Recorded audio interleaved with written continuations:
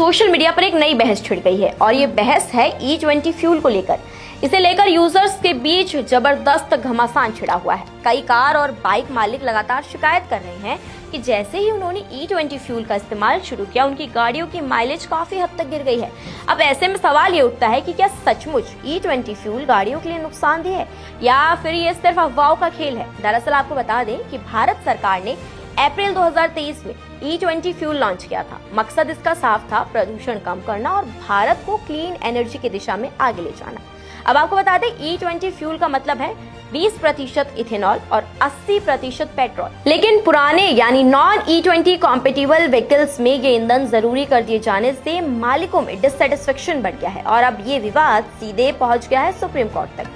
Advocate Akshay Malhotra ने एक जनहित याचिका यानी कि PIL दाखिल की है, जिसकी सुनवाई कल यानी कि 1 सितंबर 2025 को होगी। इस मामले की सुनवाई चीफ जस्टिस BR गवई की बेंच करेगी, जिसमें जस्टिस के विनोद चंद्रन और NV अंजारिया भी शामिल रहेंगे। PIL की मांग है कि हर फ्यूल स्टेशन पर उपभोक्ताओं को E0 पेट्रोल यानी बिना एथेनॉल वाला पेट्रोल का ऑप्शन मिलना चाहिए। साथ ही ईंधन पर एथेनॉल की मात्रा की स्पष्ट लेबलिंग जरूरी हो। जैसे ये मामला बढ़ा, सरकार की ओर से लगातार सफाई आने लगी है। पेट्रोलियम मंत्रालय ने कहा कि इथेनॉल की एनर्जी डेंसिटी पेट्रोल से थोड़ी सी कम होती है, इसीलिए माइलेज पर हल्का असर पड़ता है।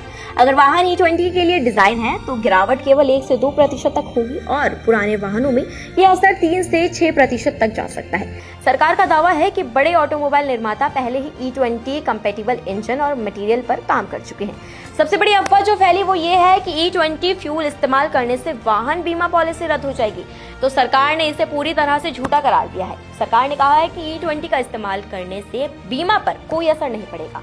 सरकार ने ये भी साफ कर दिया है कि अक्टूबर 2026 से पहले भारत E20 से आगे ही नहीं बढ़ेगा, यानी फिलहाल E20 ही रहेगा। तो सवाल अब यही है, क्या E20 सचमुच भारत को स्वच्छ ऊर्जा की दिशा में आगे ले जाएगा या फिर आम जनता की जेब और गाड़ी दोनों पर भारी नुकसान पड़ेगा?